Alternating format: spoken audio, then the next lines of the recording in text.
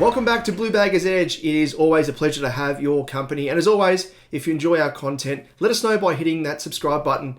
We have unbelievably hit 400 subs as I record this, and I really can't thank you enough from the bottom of my heart. Really do appreciate all the support that you're giving a fellow bagger, so thank you once again. So the trade period is finally done and dusted after it seemingly, dragged on for almost an eternity. After little to no real, major movement across the majority, but we did see, of course, a flurry of moves in the closing minutes, and one of which involved our 2024 best clubman being traded to the Western Bulldogs. I do say that with a heavy heart because he is and was one of my favourite players. Prior to that, of course, we had Matt OWIES being shipped off as the steak knives virtually in the Eagles deal as part of that exchange for pick 3, that big bounty. And we are here to recap it all, assess how he went. Are we in a stronger position now compared to the start of the trade period? We'll compare the pair and how we're placed as we look towards the draft. So we'll start in chronological order of the departures, and first up is Matt OWIES. And there's no denying I was a massive fan of OWIES and wanted the club to keep him, as I still think, it's a bit of a risk to put all of our eggs in the collective Motlop and Durden basket and, hope that they step up in the space of a season to produce the same level of output as OWIES in 2024. I am, however, very bullish on Ashton Moir. And, given it would free up a spot for him, I am more than happy to take the punt, given the small sample size of what we saw of him in the back end of the season. He's that sort of excite machine, as we saw, real X factor, and the sort of player as well that I think he's about 188 centimeters from memory, but he is that agile type player that can play small, can play almost a mid-size / tall, given his leap and nice mark. So happy enough, I guess, considering the circumstances. But what we got in return for him with regards to Matt OWIES, the pick 3, which I'll get into in a moment, was, I think, I said in a previous video that the fact that we were able to get pick 3, I would have put the cherry on top and offered to drive Matt OWIES across the Nullarbor to have that deal sealed. As it turned out, didn't need to, but I guess that's the extent of how happy I am with the deal. But I will speak about that a little bit later. Having said all that, though, it is sad to see OWIES depart, and I think you'd struggle to find a more outwardly passionate player as him to don the navy blue in recent times. One, of course, who wore their heart on their sleeve and never failed to get the fan base up and about after slotting a goal, especially I'm gonna really miss the infectious energy that he has. The classic, iconic, grab the jumper and slam your chest type, energy. But I am, having said all that, I'm happy to at least see him head to a developing side where he will get more opportunities, where it seems they would otherwise be, really limited if he was to stay with us. So I don't mind it. I still, as I said, would have preferred to have kept him, but I think it's worked out well for both parties given the circumstances of what we got in return and, what opportunities he's going to get at the Eagles. And I'm just happy, more so than anything, that he hasn't gone to the likes of an Essendon or a Collingwood especially. That would have really hurt him. See him grab the jumper after kicking a goal in the black and white. Shudder thinking about it. So I do want to thank OWIES for his time in the Navy Blue and really do wish him all the success, except, of course, when he plays us. But it will for sure hurt, when he kicks his first goal. And no doubt, you can probably frame the market of $1 odds of him tugging the jumper like he did with us when he kicks his first goal for the Eagles. But that's just the brutal nature of footy. There are guys that are expendable, and, if it means that you get something of quality in return, which is what we did, that's just part and parcel. But speaking of the brutal nature of footy, it's a bit of a segue to, of course, Matt Kennedy. Compared to OWIES, he's a bit more of a quiet achiever, a no-fuss footballer who, just does the role that's asked of him. And so much was asked of him in 2024 when he was made to really plug holes across all parts of the field when injuries hit. Roaming in the forward half, pushing back behind the ball, to apply pressure and, I guess, provide get-out options. Ploughing through the engine room, of course, like he always does, like a tractor. And, even play in the ruck when TDK went down. So, it's no surprise that he was named the best clubman. But it just, that in isolation does hurt. But it's a nice, I guess, way to part the club in a roundabout way. Really, it does epitomise the player that he is. But it just really more so hurts to know the fact that, he is going to be stuck on 99 games in the Navy Blue and won't get his name etched on the locker, where I think he's one of the more deserving players to have that. And then knowing, of course, that his last game and last moments in the Navy Blue were being subbed out in the elimination final against Brisbane due to, of course, the coaches absolutely butchering selection by naming TDK as the sub. I just still shake my head thinking about it. But, as I said, that's just the brutal nature of footy. I think Keno's trade hurt more than OWIES. I did, of course, want to keep both of them. But, as I said earlier, given OWIES allowed us to lock in pick 3 and given he was out of contract, whereas with Keno being under contract for at least another season, we didn't need to necessarily trade him in the sense of, I guess, like cashing him in like what we did with OWIES as using him as a bit of, trade collateral or, a bit of the cherry steak knives on top of the picks that we traded for pick 3. But, having said all that, from a pragmatic standpoint, I am happy for Keno as he does, go to the Dogs on a deal that provides him with security that he wouldn't otherwise get with us.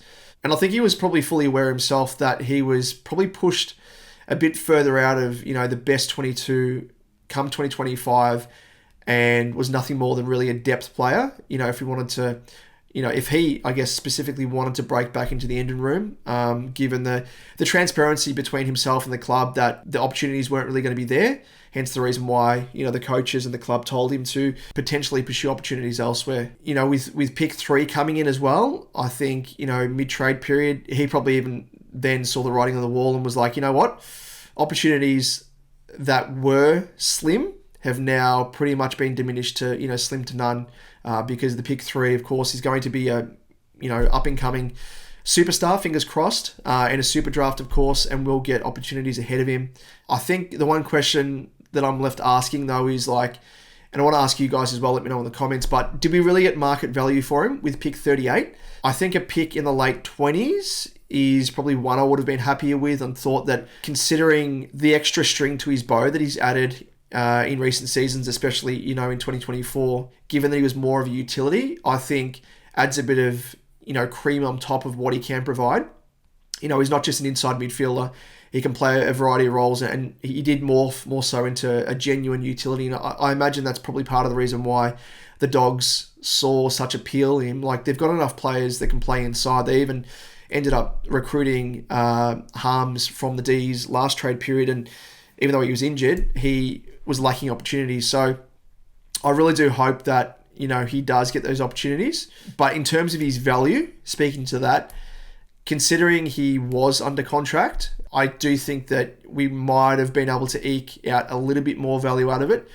But we've got to remember that if we did conversely keep him, when he does come out of contract in 2025, the leverage that we had in terms of, I guess, upping his value, does dissipate, and we'd likely get offered unders, even worse than what we ended up getting for him in pick 38. But like always, I do truly wish him all the best. Like I said, he's an unassuming, no fuss type player. One that I loved the moment that he stepped foot in the club, and can still remember the excitement that I had when we nabbed him from the Giants. I thought he was going to be a real value type player, and struggled with a few injuries and opportunity early on, but really did grow into a really, really valuable player. And like I said before, for his sake, I do hope that he does get the opportunities at the Dogs, more so than what he would if he stayed with us, because I don't really trust Bevo as the coach to guarantee that. As I said, with Harms last season, only had fleeting opportunities, and got to remember as well that they still have the junior gun extractor in Rolly Sanders, who couldn't even get a crack, in their midfield, who I think was quite stiff in that regard. But I do think he'll probably be given more opportunities in 2025 as well, naturally, given his development. So, either way, all the best to Keno, and thank you once again for your service in the Navy Blue. You were incredible to watch, and a great player and a great person, so all the very best to you. And I know there is a little bit of unrest, I must say, amongst some of our supporter base about one or both of these moves, and I do get it. Having said that as well, like, we can't help as supporters have that sentimental attachment to players. Like, as I said, really loved watching OWIES with his excitement, the energy that he brought. Every time he kicked a goal, you couldn't help but smile and get up and about. And, yell a bit harder. Likewise, Kennedy as well, a real unassuming type player, and let his, I guess, footy do the talking. But the upside here is that it does, in like these moves, in pushing out these players that we still have an attachment to, does create pressure on the rest of the playing group. It creates competition, and it does, in essence, keep players accountable. And it's a reminder that they can't rest on their laurels. Like we saw the first part of 2024 and how good we looked. And, it was just a polar opposite to what we were performing like in the back part of 2024. And I think it's just a bit of a quick reminder to those players that are dropping their bundle, maybe taking it a bit easy, potentially not preparing as well as what they could. Just a bit of a reminder more than anything. It is a professional environment, and, no matter who you are, if you're a best clubman, you can be shipped out for, a pick in the draft. The club isn't worried about doing that. I just do hope that, knock on wood, injuries don't strike again, because Kennedy, as I said, plugged so many holes when the injury struck, and he's not just the standard, another, basic inside, in and under midfielder. So fingers crossed with that. But, I think we're in a stage where, the competition for spots is so tight that we're having to make these decisions to get rid of these much-loved players. So I think we just kind of have to get used to it. And it to me, indicates that we're taking things ultra seriously. And, you've got to be at the top of your game if you want to play in the Navy Blues. So I don't mind it in that regard. And then back to the trade period moves. We almost had a third move in the dying moments before the deadline ticked over. Our fullback of the century and former list boss, of course, Sauce, decided to try and reclaim one of his former draftees in Brodie Kemp, as he has done previously with his former GWS recruits, as we know, almost as if he's like Thanos, collecting Infinity Stones. Like, Sauce, what are you doing, mate? I'm surprised you didn't actually try and have a crack at Matt Kennedy, given that. Strange, very, very strange. But thankfully, Nick Austin told him where to stick it as they attempted to execute the trade with a future second-round pick, the Saints. So Nick Austin said, no deal. Here we have another player under contract who the Saints cheekily tried to offer unders for. Kemp is way too important to our side, not just in terms of our lack of defensive key position tools, but also the fact that he is so versatile in his ability to also play forward of the ball, which is something his own manager had said Kemp himself really enjoyed in 2024, and then we might see more of in 2025. So obviously, he did play at both ends of the ground as well in his junior, draft year, and showed this year that he could become that handy swingman when needed, which, only elevates his worth, especially being short of a quality key position defender and key position forward depth behind Harry and Charlie, which was part of the reason why he was thrown forward, even though we had a few injuries in defence, especially when Gov went down. When Gov came back, Harry went down for a game or two. Charlie went down for a few games in the back end, didn't finish the season, and that's part of the reason why we saw Kemp go forward. And I think it's a silver lining because it unlocked a little bit of, that string to the bow that Kemp does have if we need to utilise it. So I think, all in all, was a really good move to keep hold of him. I was crossing all fingers. I'm like, it's hard enough losing OWIES and Keno. We can't lose Kemp. He's definitely one of those players that I've always said he's a confidence player, and I reckon over the past couple of years he has, he's really elevated his game to another level. And we know also that key position players traditionally take longer to develop and hit their peak compared to, say, midfielders and the like. So I am very happy, as I said, that Austin stood firm and refused to deal him out. Now, I guess from here, how do we rate our trade period overall? Now, in doing so, I'm going to have a look at the picks that we started with and the picks that we ended with. And of course, the couple of players that made way as well that I spoke of. And the point of this exercise, in essence, is because comparing deals in isolation, from, I guess, a micro level can be fraught with danger, as they can be rather deceptive compared to comparing the macro wider view of things in terms of how, we looked pre-trade and how we look post-trade period and assess from there. It's so easy to compare deals in isolation, but it's the end haul that matters most. What happens in the middle of the trade period or what happens in one specific deal doesn't matter, because if it's one part of a larger deal, as we saw with a couple of future picks being traded out for pick 14, which then led us to get pick 3, the broader scale of things, it's like, oh, okay, it makes sense, and it's a pretty good move. So let's have a quick look here, and I'll whack up the graphic here on screen. So whilst we traded out our 2025 second rounder as part of our dealing for the Hawks pick 14, we were able to replace that with Brisbane's 2025 second rounder. So I've seen a few people as well online say like, oh, we've traded a second rounder, and we've lost a couple of first rounders in next year's draft. Well, no, we haven't. We've actually traded in Brisbane's second rounder from 2025. So, if they once again win the flag and we finish, say, 4th, we'll have only slid back a difference of 3 spots compared to if we kept our original second rounder. So if roles are reversed in this case, we gain 3 spots. But I think the difference should be rather negligible, given both sides should finish within an earshot of each other, at least you'd hope, and hopefully it's in our favour and we finish above them. So in terms of that, whilst we did lose our second rounder, we regained one in the form of Brisbane's second rounder. So again, I don't think it'll be much of a difference there to really worry too much about. Now, we did, of course, have pick 66, and that slid back to pick 68, as you can see there. Pick 34, that slid back to pick 38. Another way to look at it is Matt Kennedy going out for Nick Haynes, which isn't ideal. Now, the big one that I want to touch on here that has some supporters spitting chips saying that we paid too much for pick 3, breaking it down as I am about to, you'll see it isn't as bad as it seems. And in fact, we actually got the deal of a lifetime. So as we've done so far, comparing the rest of the ins and the outs remaining, as you can see here, for those that we haven't touched on, we traded our 2025 first rounder, pick 12 and OWIES, for pick 3 and pick 63, as you can see there in terms of those that we haven't touched on. We disregard pick 14 as we never started with that pick to begin with, as is the point of this exercise. And as I spoke of before, what happens in the middle of the trade period, if it's one part of a larger trade, you've got to look at the larger trade. You can't look at it in isolation. And this speaks to the incorrect notion as well, peddled by the likes of Damien Barrett, misinforming those that are unaware by saying that we did trade 3 first rounders, to quote Barrett in his recent Sliding Doors article.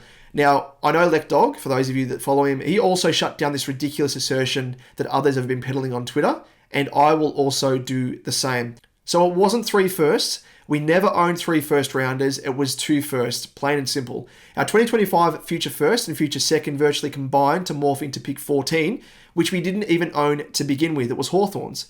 So that, in itself, it was merely exchanging hands between the Hawks and us as a conduit for pick 3 that we'd passed on to West Coast. So you can't really count them exclusively of each other. They're combined. That's the thing. We wouldn't have pick 14 without having passed over our future first and future second. So you can't then double it up by counting all of them, saying, it was a future first, a future second, and a pick 14 that we trade. We never had pick 14. We never would have had pick 14 had we not handed over the future first and future second. Another example is, say, Brisbane, pick 18. They were trading up the draft order in order to try and get pick 1. Say they had, traded pick 18 to pick 15, then to pick 10, to pick 5, to pick 1. Obviously, other things would be involved as well. But say that happened, that doesn't therefore mean the Lions have traded 4 first rounders. They've traded their initial first rounder that they owned, pick 18, for someone else's pick 15, for someone else's pick 10, for someone else's pick 5, for then someone else's pick 1. So it's the start pick, which is pick 18, and the ending pick of pick 1.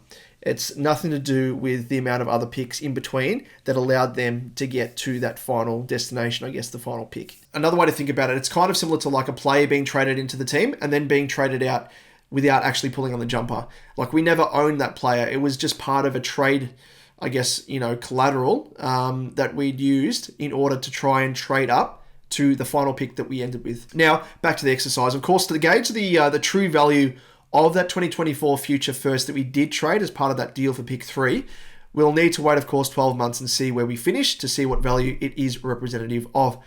Again, using the example from before, if you finish 4th in 2025, which should be, I think, a minimum, if we don't win the flag, of course, we would get pick 15. So in this case, it'd be pick 15, pick 12, and OWIES for pick 3, and the pick 63 as a part of this exercise.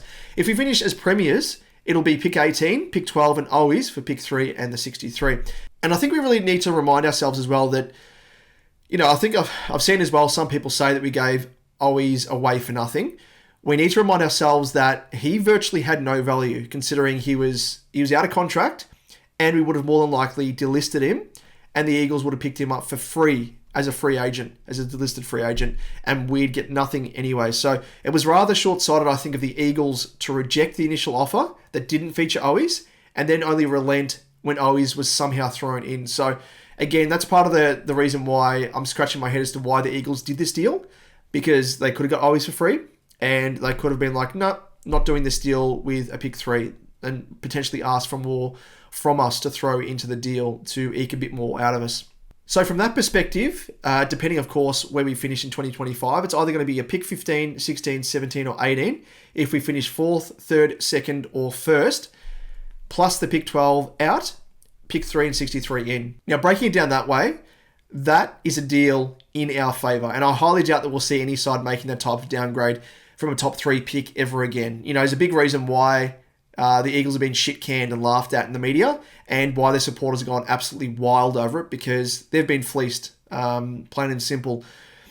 Of course, you know, if we do fall off a cliff and finish outside the 8, you know, in, say, 9th, that 2025 first rounder then becomes pick 10, meaning it's pick 10 and 12 swap for pick 3, which, you know, does make the pick swap a little dicier and a bit more even, I do think. But then if we factor in the top 5 talent in this super draft, and the fact that they are a generational talent, and the fact that all could go at number 1 in their own right, chances are we'll have a very, very talented player on our hands. So if we compare that to next year, and the talent depth drops away very, very, very quickly in comparison. So any pick that's 10 plus in 2025, you aren't necessarily guaranteed a player that could become a 250 plus game star, compared to, you know, having the pick 3 in this super draft in 2024. So I do hope that makes sense, but in essence, comparing deals in isolation from a micro level can be fraught with danger, as I said, as they can be rather deceptive compared to comparing the macro, wider view on things in terms of our overall ins and outs. And again, if you want a bigger explainer, I might even try and get Pommy back on the channel again, and we can go through it in a bit more detail and answer a few questions as well. I have seen mixed reviews, I must say, from people about our trade period, and one thing I will say, you know, a lot of it stems from, and that disappointment where that stems from, you know, I think is not having a shiny new toy, which in this case, in this trade period, would have been Dan Houston. But I do think, and I'd stand by this claim, that this is going to be a blessing in disguise. This is going to be a sliding doors moment that we'll look back on, you know, not just next year. I think, you know, 24 months, 36 months time, that it's going to be a blessing in disguise. Firstly, you know, we are well stocked in attacking and rebounding halfback flankers with Saad, our best asset, followed by Newman, of course, who does a bit of that role, and Doherty when fit. But secondly, and most importantly, is to do with our super tight salary cap, which a lot of people are forgetting about. Of course, just re-signed Wieders to a big deal. We've got to keep in mind that we do need to still re-sign TDK, and having Houston on big coin at the club doesn't give us much wiggle room to add some extra dollars to TDK's new contract, which will of course see an increase compared to his previous one. And, you know, what about having a bit of spare space to try and lure the likes of an SDK who comes out of contract at the end of 2025? You know, I think having Houston, if that means that we were unable to find the money to sign TDK, because other side's going to come hard for him. St Kilda already have. There's going to be other teams as well. No doubt Geelong's going to be another one trying to lure him across with his brother, and we'll try and do the same thing. So if we have a little bit of extra cash to put a bit of, you know, extra cream on top of his contract to, you know, entice him to say, and then also to, you know, lure across his brother, geez, Collingwood can have Houston in that case 100%. So it comes down to now the recruiters, list management, as a whole, to do the homework, get in the ear of SDK's manager, and lay these seeds now whilst we can, and get in the ear of TDK, sit him down and try and sign that contract as early as we can, because once he's signed, I reckon that's a bit of a lure, a bit of an incentive for SDK to come across as well. As for how I rate our overall performance, I think we absolutely smashed it out of the park. Like, I would rate it as a B+, bordering on an A. You know, for a side in flag contention to get their hands on a top 3 pick and virtually rejuvenate the side on the run with a, you know, a 1 of 5 pick 1 contenders is absolute insanity. You know, it gives us a 10 to 15 plus year player in a position where we seriously lack run, speed, and polish in the midfield, all of which the top draft candidates can give us in spades. And then, of course, we add Cody Walker in 2 years' time, and we'll be absolutely humming with an extended premiership window. You know, we've really got to look at the sides like Geelong and Sydney. They've been well placed to contend for extended periods like no other club can. And a big part of that is to do with their development and how they develop and invest in youth as the list ages. So for the Cats, we saw it this year in the form of Neil, the big forward stepping into the shoes of Hawkins. We saw Oliver Dempsey, Humphrey, another one stepping up to provide much needed run in the years following Selwood's retirement. We have Holmes as another who took his game to another level, switched from the midfield, played off half back, gave him that much needed run. And I have no doubt that Austin has adopted this viewpoint, whilst also being mindful of the fact that Tassie is of course coming into the competition in 2027 and will absolutely gobble up all the top draft picks in the 2026 draft before they come into the competition. So this year's draft and next year's are really the last two before it's compromised beyond repair. Like, it's already compromised with academy players, with father-sons, so on and so forth. So why not invest in this year's draft, which, mind you, is a super draft. And to quote Kevin Sheehan, the draft guru, it's, you know, one of the best drafts in the last 20 years. So why not do it whilst we can? So I really, really like this bold play. It's rejuvenating on the run, and it's quality. You know, it's not as if we've brought in a top 15 pick in an ordinary strength draft that's going to be a hit and miss type player. Like, that in itself is a risk. I see this as a calculated risk. Given the top three players that, you know, we're going to have the pick of the bunch from, yeah, they're going to be quality. They're going to be a really, really, really super player, and that I am very, very confident on. Speaking to the trade-outs in Kennedy and OWIES, I would have loved to have kept them, as I said, especially Kennedy, given his versatility that he did show this year.